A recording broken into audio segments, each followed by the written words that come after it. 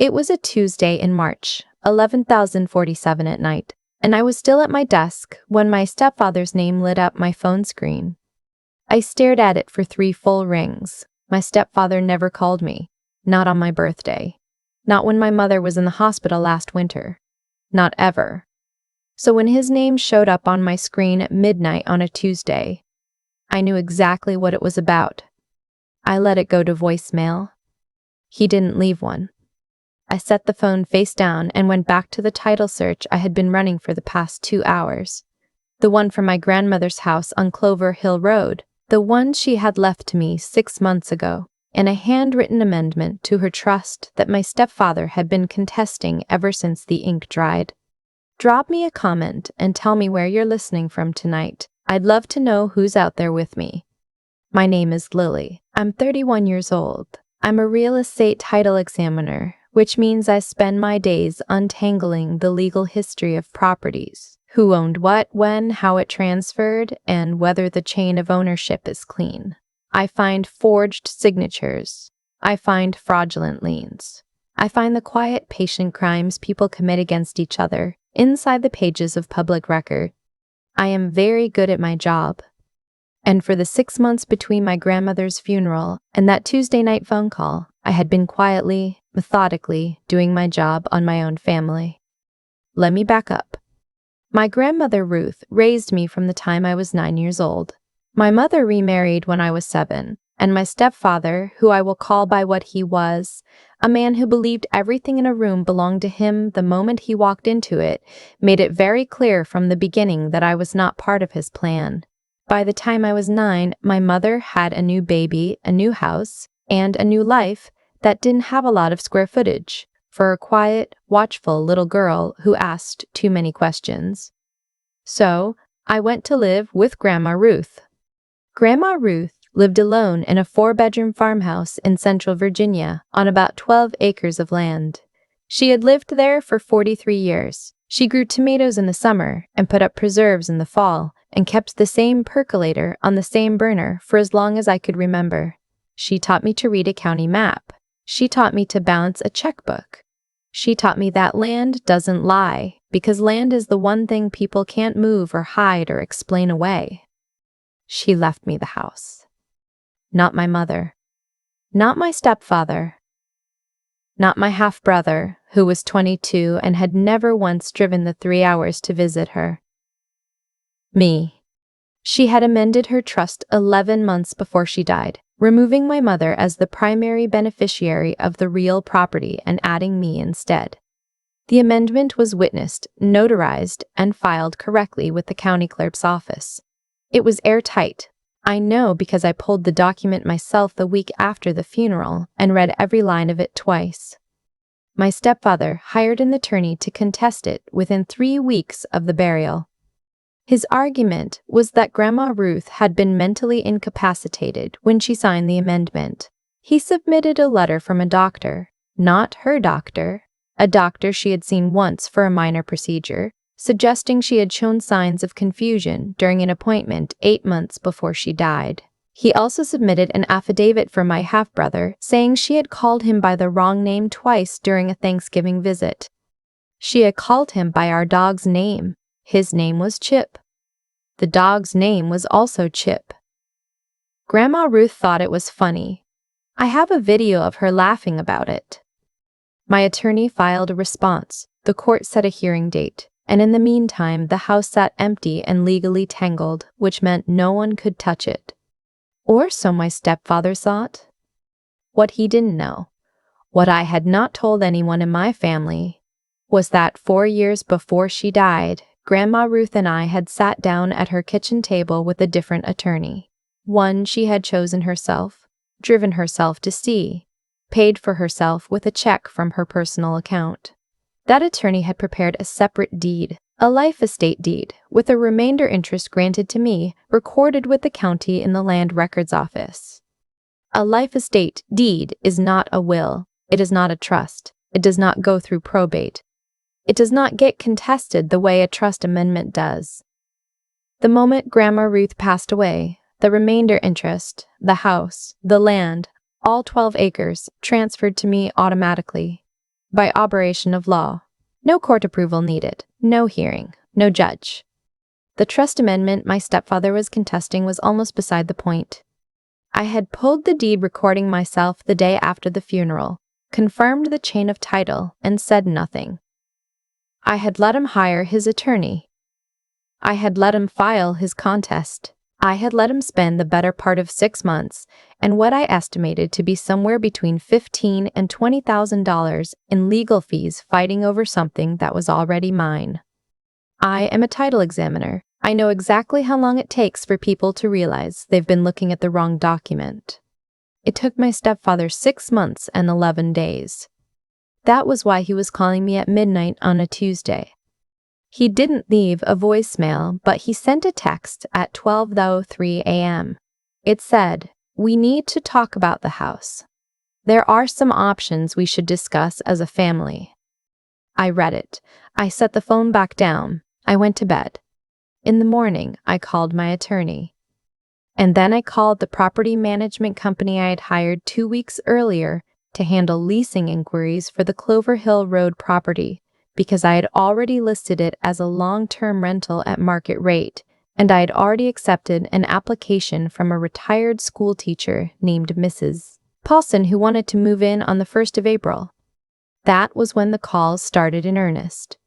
My stepfather called 4 times before 9 in the morning. My mother called twice. My half-brother sent a string of texts that started out confused and ended somewhere around threatening. I did not respond to any of them.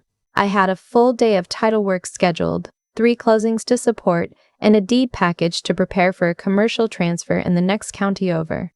I was busy. My stepfather showed up at my apartment that evening. I know because my building has a video intercom system, and I watched him stand at the front entrance for about 4 minutes pressing my unit number before he gave up. He was wearing his gray sport coat, the one he always puts on when he wants to seem reasonable.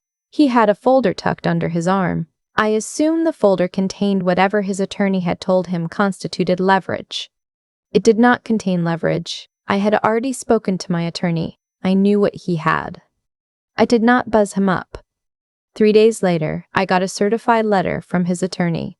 It was 6 pages long and contained a number of creative legal theories about constructive fraud and undue influence and the alleged fragile mental state of a woman who had, until the last 4 weeks of her life, done her own taxes, driven her own car, and beaten me at Scrabble on a regular basis. I handed it to my attorney. She called it ambitious. That was being generous. But here is where it got interesting. On a Saturday morning, about 2 weeks after the certified letter, I was in Charlottesville for a title search when my property management company called me. They had received an inquiry, they said. A man had come to the Clover Hill Road property in person, walked the perimeter, looked in the windows, and asked the tenant whether the owner would consider a sale. He had left a card. The card had the name of a local real estate firm on it. Mrs. Paulson, the retired school teacher, had taken a photo of the card and texted it to the property management office. She was, in her words, deeply uncomfortable with the whole situation. I thanked Mrs. Paulson through the property manager. I looked up the real estate firm. I looked up the specific agent. And then I pulled my stepfather's phone records, which I could not legally obtain. But I didn't need to, because his half-brother, who was an agent at that same firm, had a public LinkedIn profile that listed his employer, his license number, and his office address. Family businesses are so convenient. I called my attorney. She called the listing firm's managing broker. The managing broker, it turned out, did not know that his agent had been visiting a property that was not on the market, was not owned by the person who had made the inquiry, and was currently occupied by a lawful tenant. The managing broker was, in his words, going to handle it internally. I imagine he did. But here is what my stepfather did not know. I had also installed a camera system on the Clover Hill property. Nothing elaborate. 4 exterior cameras on weatherproof mounts pointed at the driveway, the front porch, the side gate, and the barn access road. I had installed them myself on a Sunday afternoon in early February, standing on a ladder in 38-degree weather. drilling into 100-year-old wooden eaves. The camera above the front porch had a clear, time-stamped, high-resolution recording of my stepfather's half-brother walking up the driveway, peering in the living room window, attempting to open the side gate, and then standing on the front porch for approximately 6 minutes, taking photographs of the interior through the glass. That is called trespassing. In Virginia, it is also potentially criminal trespass, depending on intent. I saved the footage to 3 separate places. And then I waited. The court hearing on the trust contest was scheduled for a Wednesday in April. My attorney and I had been preparing for it for months, and at this point it was essentially a formality. The life estate deed made the trust contest largely irrelevant. But we were going to let it play out. Because watching my stepfather's attorney try to argue around a recorded deed was going to be educational for everyone in the room. What I did not expect was what happened the Friday before the hearing. I was at my desk, running a search on a commercial parcel in Albemarle County, when my property manager called again. Her voice was different this time. Careful. She said there were 2 men at the Clover Hill Road property. They had arrived in a pickup truck about 40 minutes ago. They had told Mrs. Paulson they were there to assess the property for a potential listing. Mrs. Paulson had told them she was a lawful tenant with a signed lease and she was not permitting any assessments. They had told her the lease wasn't valid because the owner didn't have the authority to sign it. They were still on the property. I put the property manager on hold and made 2 phone calls. The first was to the county sheriff's non-emergency line, where I gave them the address, described the situation, and told them I had camera footage of the men on the property. They said a deputy would be sent out. The second call was to my attorney, who was at that exact moment in a meeting with opposing counsel at their office, and who answered on the second ring. She listened to me for about 45 seconds. Then she said, quietly and with what I can only describe as professional satisfaction, "Do not go there. Let me make a call." I drove there anyway. I'm not good at waiting. I pulled up to Clover Hill Road about 20 minutes after I'd made the calls. The pickup truck was still in the driveway. Mrs. Paulson was standing on the front porch with her arms crossed and the expression of a woman who has been underestimated one too many times. My stepfather was standing in the front yard talking on his phone. His half-brother, the real estate agent, was standing near the truck, looking like he was reconsidering several major life decisions. There was a third man I didn't recognize. Later, I would find out he was a property appraiser. He had a clipboard and was very clearly trying to become invisible. The deputy arrived 4 minutes after I did.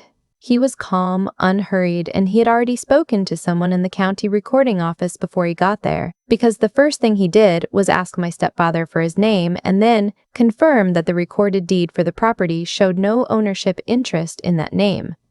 My stepfather tried the family property angle. He said the deed was fraudulent. He said my grandmother had been manipulated. He said the trust controlled the property, not the deed, and his attorney had advised him that his position was sound. The deputy said he'd be happy to wait while my stepfather called his attorney. My stepfather called his attorney. I could not hear the conversation, but I watched his face during it, and I can tell you that the conversation was not going the way he had hoped. My attorney arrived 11 minutes later. She had driven directly from the meeting with opposing counsel, and she was still in her court clothes, which meant she was in a charcoal blazer and flat heels, and she had her trial binder under her arm.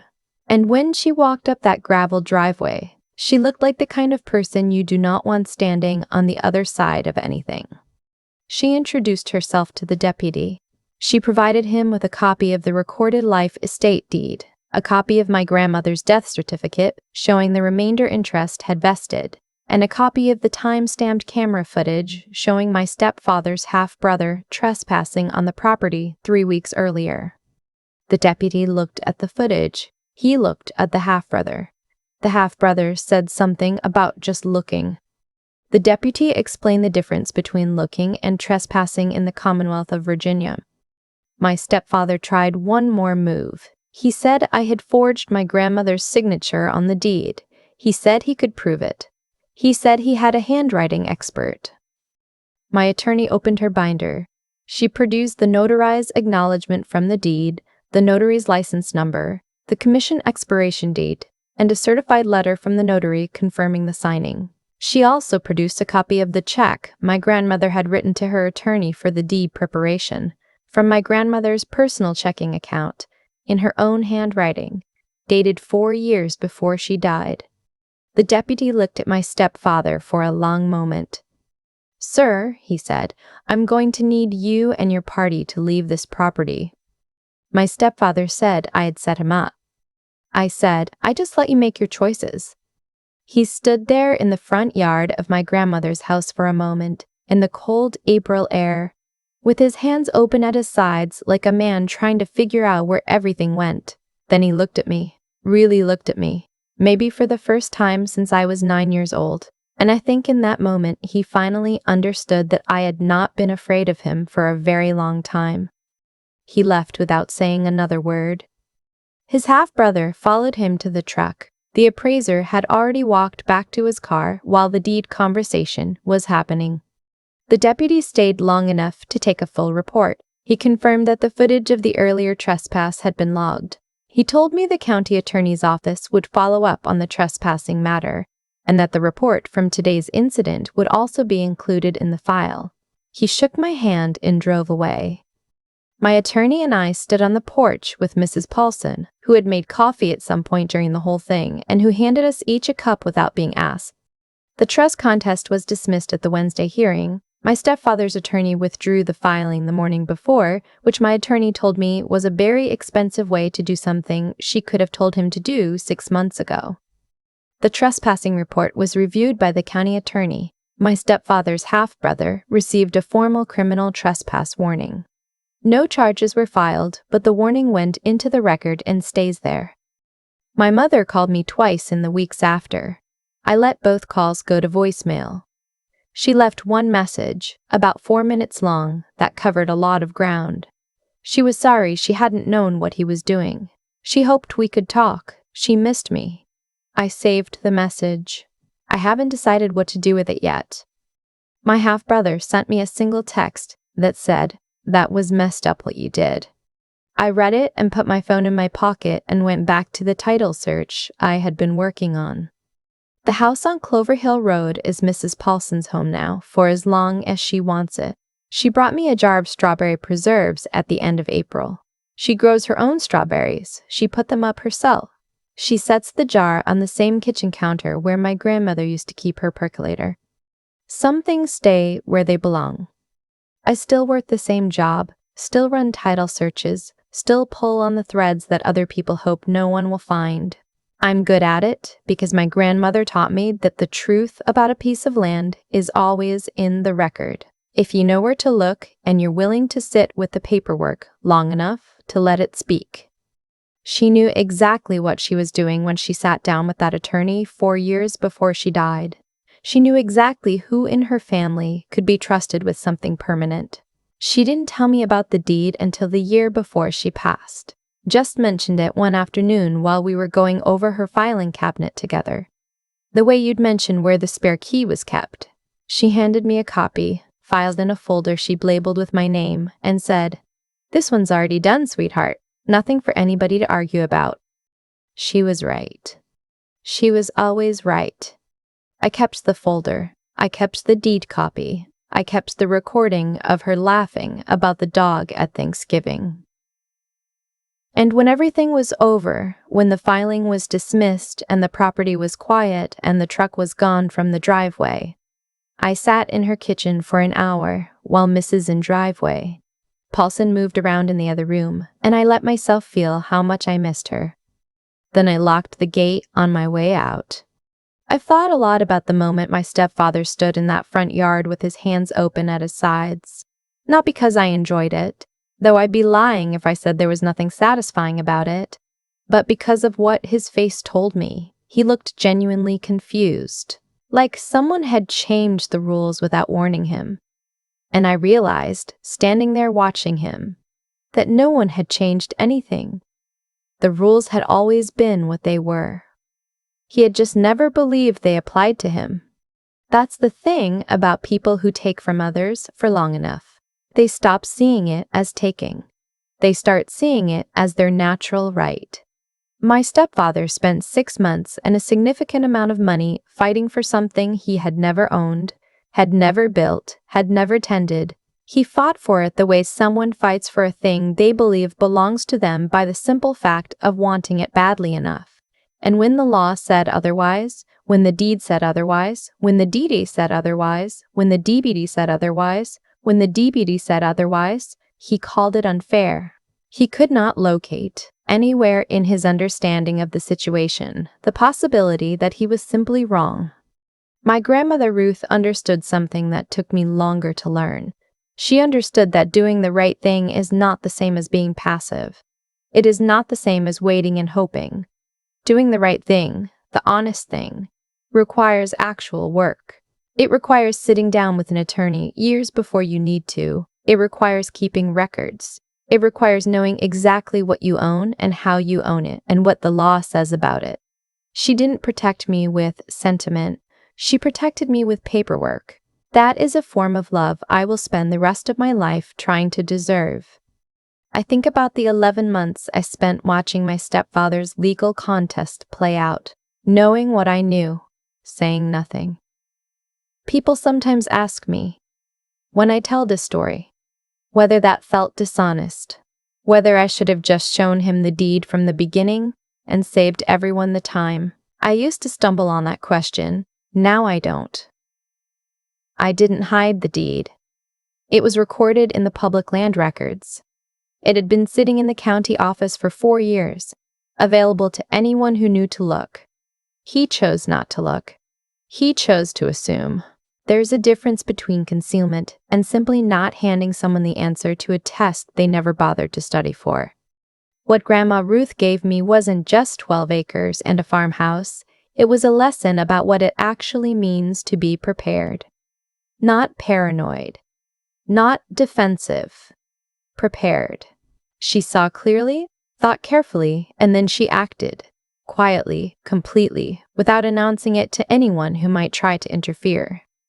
That kind of clear-eyed steadiness is something I try to carry into my own work every day. It's the reason I know how to read a title chain. It's the reason I installed those cameras in February cold without telling anyone. It's the reason I didn't panic when the truck pulled up. You can't control what other people decide to do. You cannot make someone honest who has decided honesty is optional. What you can control is how thoroughly you've done your own work before they arrive. My stepfather counted on me being unprepared. He had always counted on that. He had mistaken my quietness for weakness for a very long time. He won't make that mistake again. Neither will I.